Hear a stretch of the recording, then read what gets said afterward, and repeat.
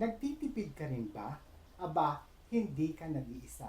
Pero, ang hindi dapat nating tipirin ay ang pagkain. So today, I will share with you one of my favorite na pagkain na hindi mo kailangan gumastos ng mahal para maging masarap at healthy ang ating kinakain.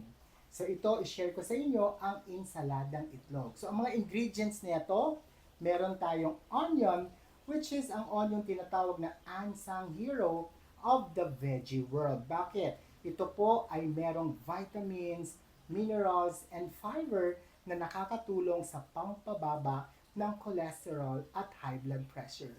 At meron din tayo ditong tomato. This is a cherry tomato which is rich ito in lycopene na nalink po siya para makaiwas po tayo sa iba't ibang cancer. And of course, yung pinaka-importante sa lahat ay itlog. Alam natin that an egg is an excellent source of protein and at the same time, meron siyang lutein para sa mas malinaw na paningin. So napakadali lang po nito.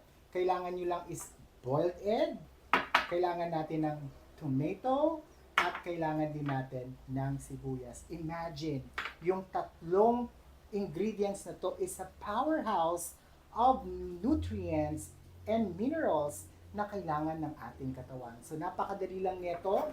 All we have to do is yung itlog. Ayan, so imamash lang natin siya.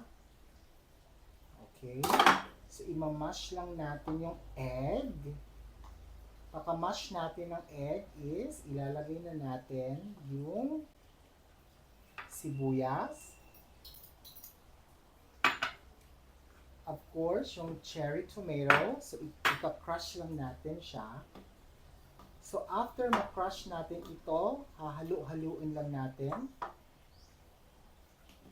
Okay.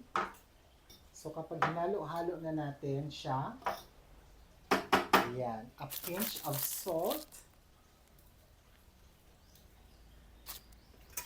And then, we're ready to go. So kung halimbawa mag-isa ka lang, isang itlog, isang kamatis, isang sibuyas, that is only for 20 pesos. Nakatipid ka na, siguradong healthy ka pa.